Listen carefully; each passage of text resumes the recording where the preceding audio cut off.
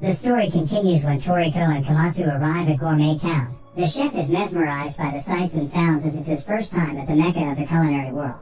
Zanj and his apprentices also arrive to see some sights and attend to business, but unlike the duo, they struggle to get inside because they don't have gourmet ID cards. Meanwhile, inside the town, Toriko senses a threatening presence in the crowd. He notices a character with a helmet, but as the person disappears into the crowd, so does the threat.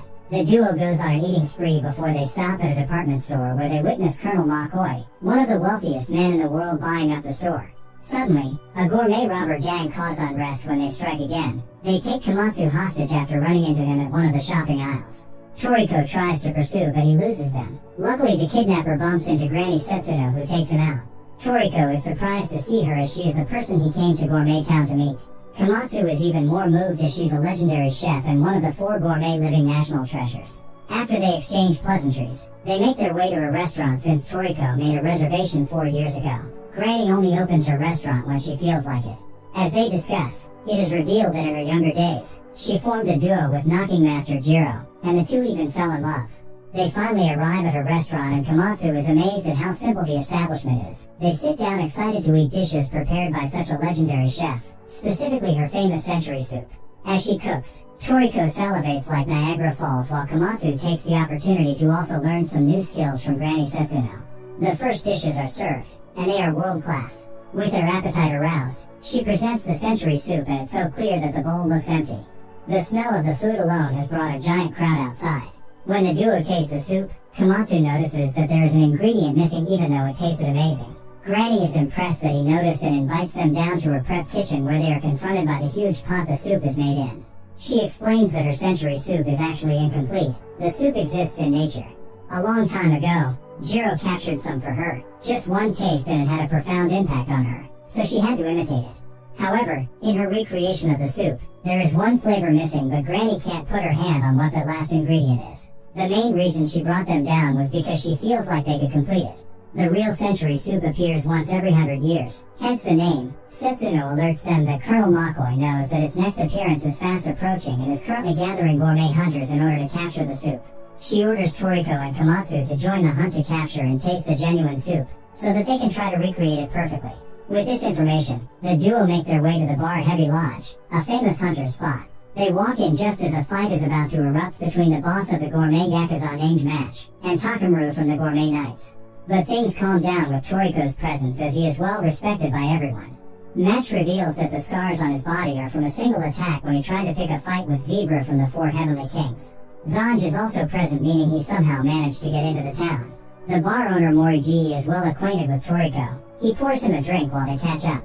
They are all interrupted when Colonel McCoy makes his grand entrance. He promises to pay anyone who fulfills his request 100 billion yen. This immediately shocks the hunters present. He orders them to come to the harbor the next day for more information. Before leaving, he alerts the hunters that no one interested will be turned away.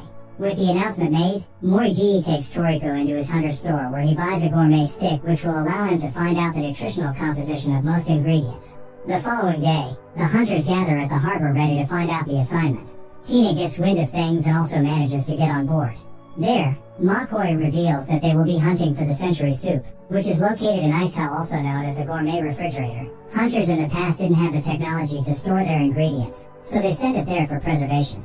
Countless ingredients are stored in the icebergs at the central region called the gourmet window. Once every 100 years, the release of hell methane hydrate causes the ice to melt. The thawed-out ingredients come together in a pool to create the century soup.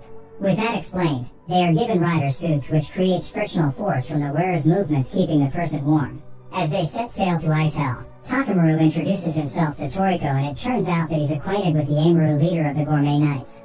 Their discussion is interrupted by an attack from some shark crocodiles. Toriko uses a knocking technique to take one down. Both Takamaru and Match also take some out with their respective techniques. The remaining hunters struggle with the rest, but suddenly the ship is attacked by a giant sea snake. However, Toriko takes it out with a threefold spiked punch.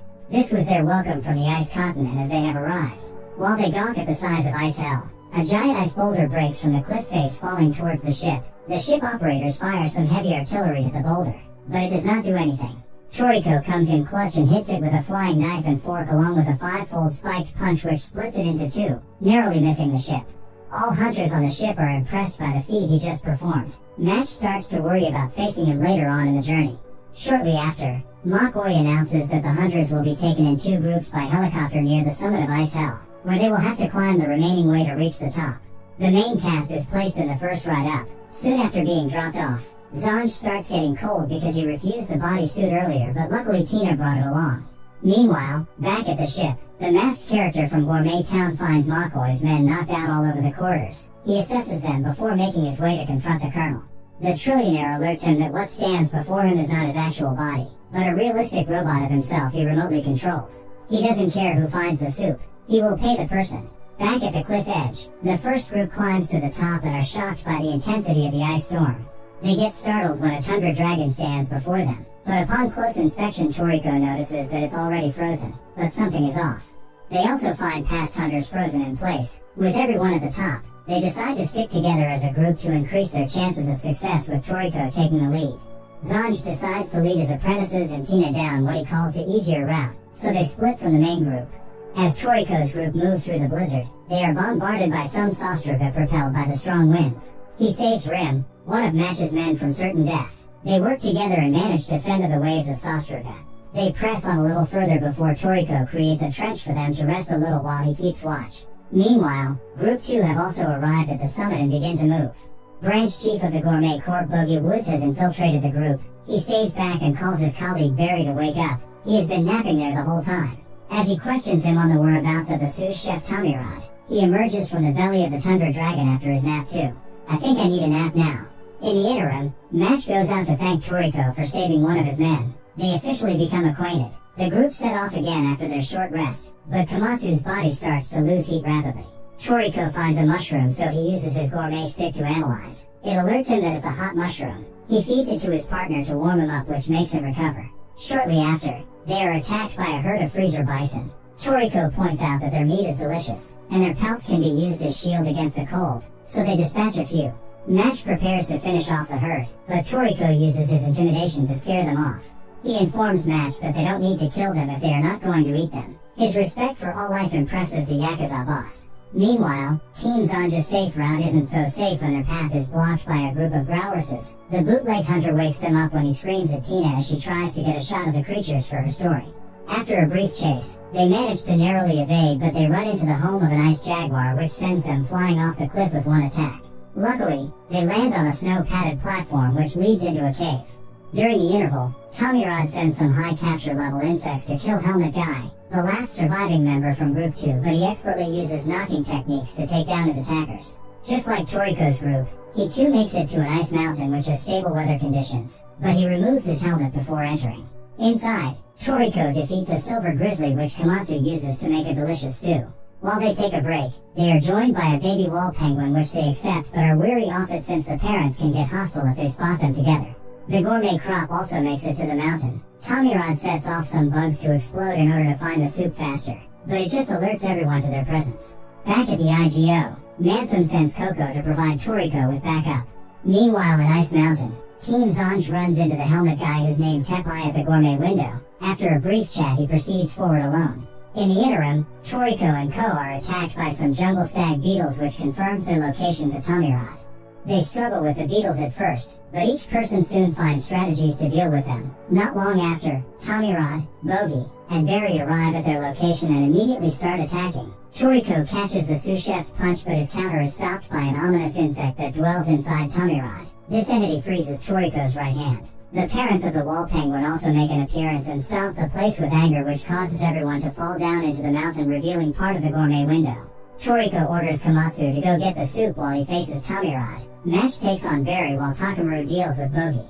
The sous chef takes out the wall penguins because they are making too much noise, which angers Toriko. Meanwhile, Takamaru uses his dislocation technique to force Bogey out from the body he infiltrated, revealing his true self. He has 4 times the number of bones of a normal human, which allows him to be extremely dexterous. Takamaru struggles to do further damage as Bogey's ability is a perfect counter, so the branch chief ultimately beats him down.